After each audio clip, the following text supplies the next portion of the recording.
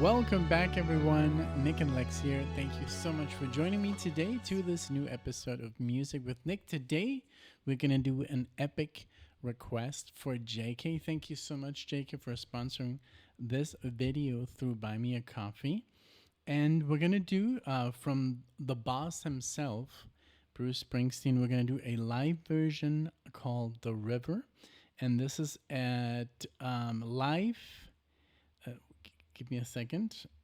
This is like, I think, a 3-disc album. So we're going to do live at the LA Coliseum, California, September 1985. That's the version. So 11 million listens, 11 minutes and 37 seconds. And I did receive a small email from JK, and he said, half of this is spoken, but you're going to love it. So let's check it out. Thank you so much for being here. If you enjoy these reaction videos, I appreciate it. And if you're obviously, if you're subscribed to the channel, thanks. And if you like this video, give it a like or something, leave a comment. So without further ado, it says, so this is from the album Bruce Springsteen and the E Street Band Live 1975 to 85. So I guess it's like a compilation of the best. So let's give it up. I'm going to pull up the lyrics and let's check it out. Thank you so much, JK. I appreciate it. And here we go. The River. Let's put up the lyrics. Yes. I was like, if it's spoken, I hope they're pulled up.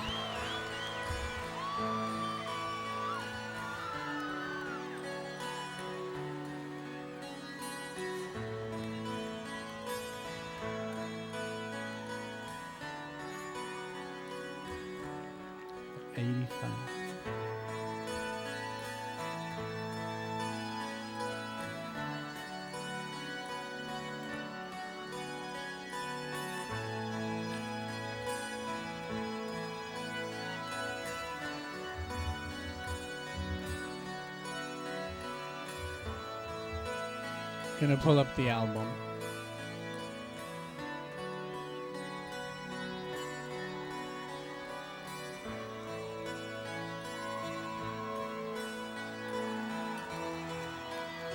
How you doing out there tonight? That's good.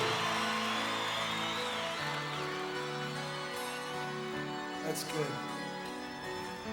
This is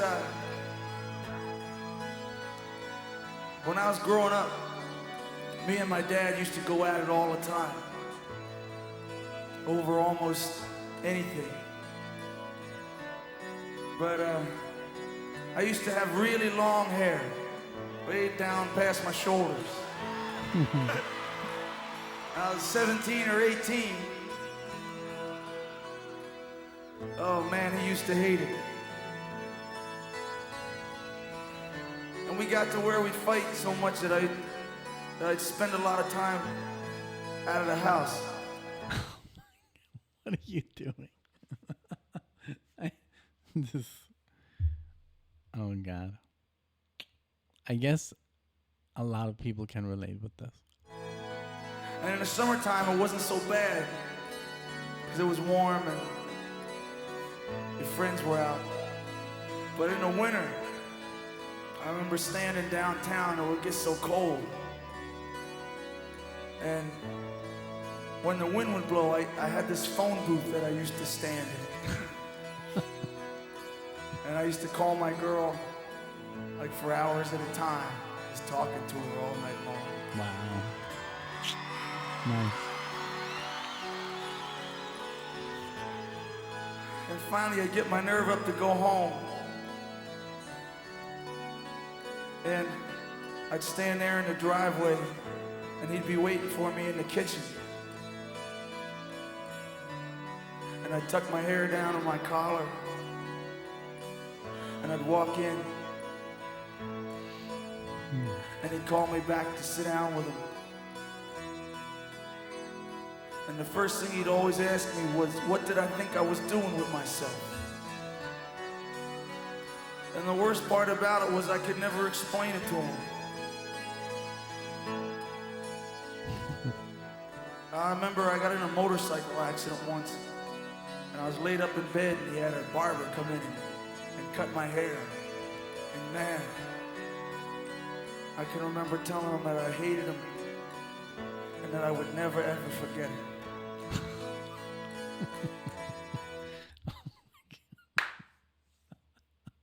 That's crazy. It's crazy. Good stuff. I'm really, I mean, I love that he's so open about his life, you know, with so many people. I mean, did you hear that crowd? And I can't believe that he just has like, that he can just stand there and tell this to people, you know. Must be very liberating, you know. Very cool. Oh man, I'm so scared of bikes. I have some friends that have motorcycles, and I'm just terrified. And I guess if you're a biker, you're like, you don't know what you're missing, but it's just one of those things. I've been on bikes and I've ridden a bike and everything, but I don't know. And when people talk about motorcycle accidents, so bad. But let's see where this is going. So I would never ever forget it. Yeah, that's like, it's sometimes it's like you forgive for many things that people do to you, but you don't forget them. But you do forgive. Okay, let's see. And he used to tell me, man, I can't wait till the Army gets you. When the Army gets you, they're gonna make a man out of you. They're gonna cut all that hair off, and they'll make a man out of you. And this was in, I guess, '68, and there was a lot of guys from the neighborhood going to Vietnam. I remember the drummer in my first band coming over my house with his Marine uniform on, saying that he was going and that he didn't know where it was. And a lot of guys went, and a lot of guys didn't come back. And a lot that came back weren't the same anymore. And I remember the day I got my draft notice. I hid it from my folks. And 3 days before my physical, me and my friends went out and we stayed up all night. And we got on the bus to go that morning, man. We were all so scared. And I went and I failed. I came home. Nothing to applaud about. I mean, at least he's not a dodger, you know, like some other people. Yeah, that takes a lot of balls, you know. It's also, it was when I was not old enough to go to the army in the army in Germany, but there were and then when I got to the age, I was already living in Mexico, so you know it's and then in the Mexico they wouldn't take me because I'm not Mexican. So and my brother did go because he was in Germany. I think that when I was 18 it was not mandatory anymore. But when he's 4 years older, and when he went, I think he did something I don't know, he tried to talk himself out of it, but he has flat feet and I don't. But yeah, so I don't know. I think I would have done okay in the Bundeswehr. That's the Bundeswehr. It's different, but yeah, I think it would have been fun because I was just so hyperactive when I was younger, and I was into sports. So I think I would have had a lot of fun. Um, I don't know. I don't know. Like all you vets out there, let us know how brutal it is. I mean, I've seen movies. I've seen it. I mean, what was the? I think Kubrick's version is one of the toughest, I think. What is it called? Oh, man, I can't believe I don't remember. But it's gonna come back to me. But yeah, there's some good movies about that. But let's keep going. He's like, I failed, and they're like, nothing to applaud about. Yeah. So he remembers coming home.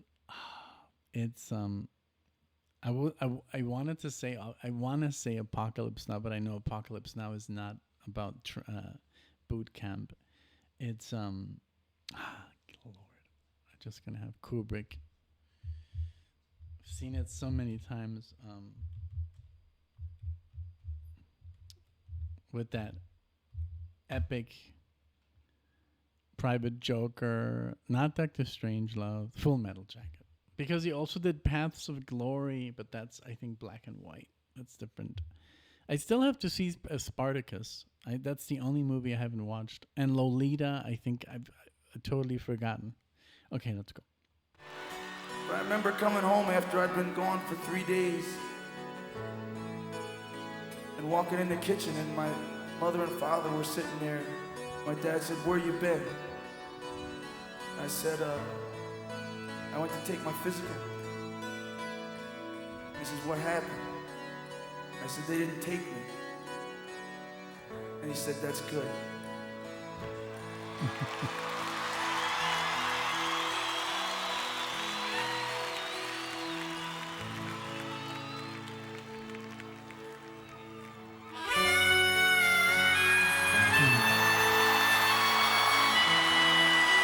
Because in the end, he understood, like, that's my kid, I could lose him. Like, yes, and if I'm sure, I just want to know now what his father thought when he became this amazing talent as a musician, as an artist, as a poet, and like, that would be kind of cool to see. But I love that he's like, they didn't take me. And that's good. He got like, oh man, finally. That's great. Great story. Wonderful.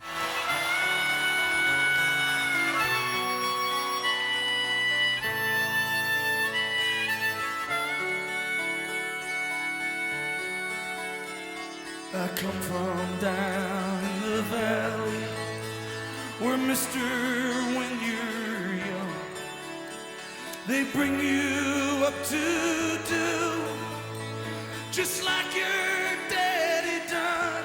That voice. Me and Mary, we met in high school when she was just 17. We'd ride out of that valley down to where the fields were green. We'd go down to the river, into the river we'd dive. Oh, down to the river we'd ride.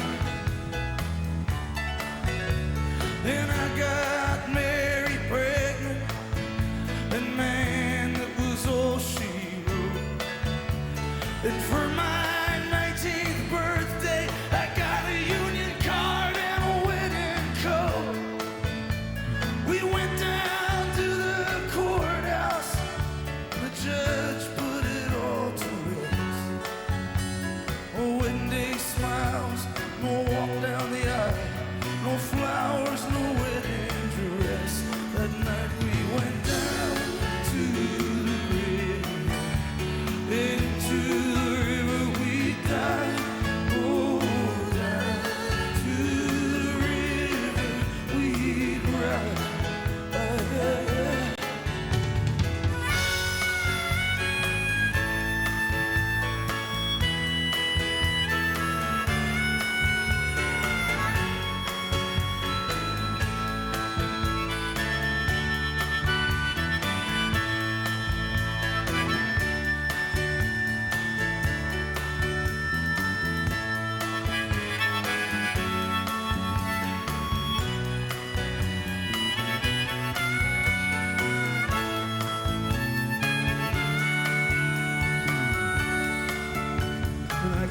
job working construction with a Johnstown company.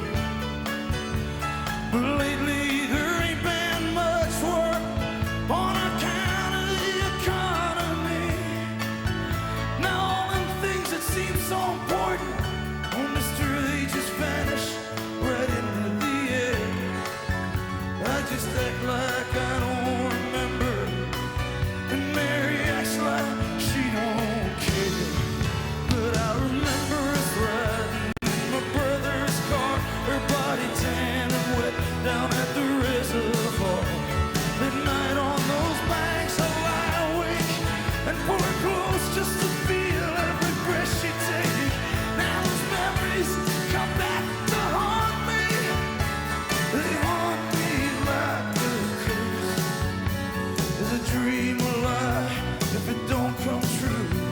Or is it something worse that sends me down to the river? Oh, I know the river is dry. It sends me down to the river tonight. Yeah, yeah. Oh, down to the river, my baby and I. Oh, down to the river we ride. Yeah, yeah.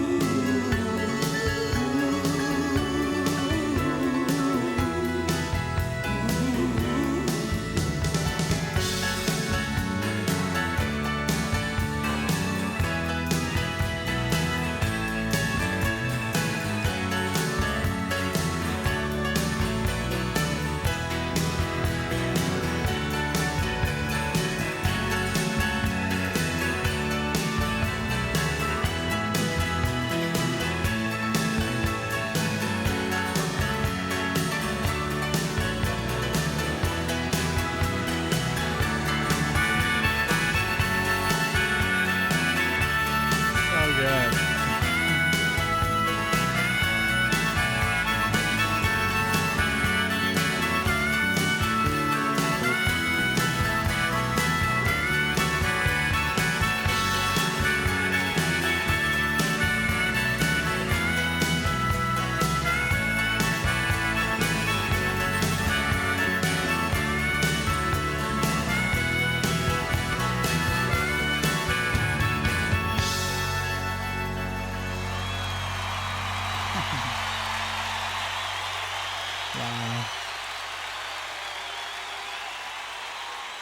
good. Wow.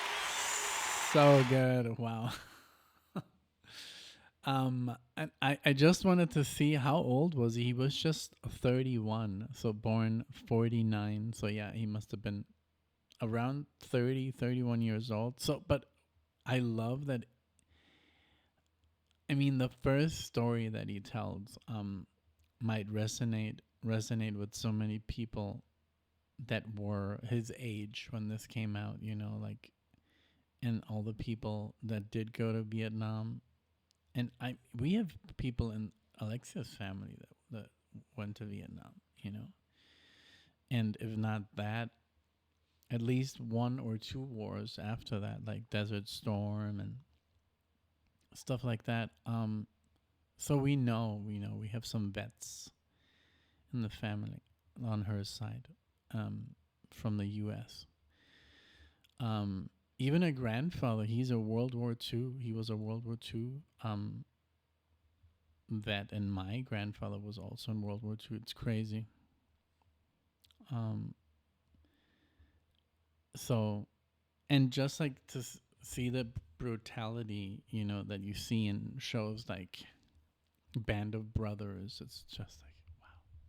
I can't watch those anymore. Just like, it's just so hard, you know, because when you watch the show, you see the actual people being interviewed after each episode and what they talk about and how tough it was, and it was way tougher than the show itself. I think you can't even put that on film. I think that one scene from Saving Private Ryan, like I think Steven Spielberg, he got it pretty accurate. It's just like it literally gives me anxiety. When last time we tried watching it, I was like, I can't. This is too much. Um, like I can't see these literally kids, being like slaughtered. It's horrible. But I love that you. It's like it's almost like Bruce, even though he's only in his early 30s. He almost sings about something as an old man looking back, at his youth, and that's like so powerful. And with that voice, I mean, it's just there's so much pain in there already, and he's only 30, and there's already all that, you know. It's wonderful, and this band is just like there's so much. This band is just very special. That harmonica, the piano, it gives it so much. I love the way he plays. I love that there's actually that's the only thing that I don't miss when it's Bruce. No guitar solo, and like it would be kind of wrong to have a guitar solo in a Bruce Springsteen song. It can't be. It has to be something like a sax or harmonica or something more like I don't know, like more folky. It can't be like rock. He is. I know he's a rock musician, but he plays music for like folk music for the folk. Folk um for the crowds. For the it's very very good. Thank you so much, man. JK. It, every time there's something with parents involved, it is kind of tough for me, because I had just a very hard time. And I was a really nice kid. Like I always hear it from my mom. He was such a nice kid. Like, oh my god, you're so easy to handle. And yeah, but it was still. I think it was. It wasn't enough for my dad. That was always a problem. But hey, it is what it is. Thank you so much, JK. This was a hard one, but I love those. It's a challenge to get through. Um, and JK always chooses stuff that's a little bit more edgy. A little bit more of the times. It's like a message when you hear these songs. You kind of like it's like it's still it's still the same. 46 years later, and we still are pretty much living the same timeline. That's crazy. Yeah. Well, but this was wonderful. Thank you so much, and I'm so happy that Spotify had the lyrics and also the right lyrics. Sometimes some websites they mess up the lyrics. This was really beautiful. I love that he shares his feelings with his audience. Just like I'm doing right now with you guys. It is sad that he had like a tumultuous relationship with his dad, and I remember I remember I didn't want to go home. And my dad the thing is, like, when we moved to Mexico, first of all, that was the worst idea ever. But well, then I did have an opportunity to go back. I went back and I stayed at a what is it called in English? Boarding school. I think, yeah, it's where you sleep. You go to school, and then you go to your dorm, and you just live in school. I did that, and I love that. That's why I think I would have loved to go to the Bundeswehr, because I was just a team player. I loved doing sports. I was very disciplined. It's just like that's how I grew up, anyways. You know, I was always on time. I was never. I don't know. I was just like I think that would have been a good lesson in life, but it didn't happen. So, um, but where was I? So we moved to Mexico. So I think that was just a weird idea. Maybe they should have left us in Germany, you know, for the time being to finish school over there. But then when we moved to Mexico, my dad left my mom, and that's where the trouble I kind of like started. And then for some odd reason, my mom took him back, and that's when I lost like my room and my whole life. You know what I had. He just moved back into this house, and so I had to live like literally behind like this furniture, and that was just hell. You know, because I didn't feel at home, I didn't feel welcome, and that's just like, you know, those were tough years. But hey, I think it made me stronger in a way. um just tougher in general. So those kind of experiences. But hey, I'll talk about it in in another video. Thank you so much. This was wonderful. Epic, really epic. Thank you so much, JK, and I hope you enjoyed. I hope it wasn't too long, my rambling, but hey, it's part of the video. Thank you so much, and I hope to see you all in the next one.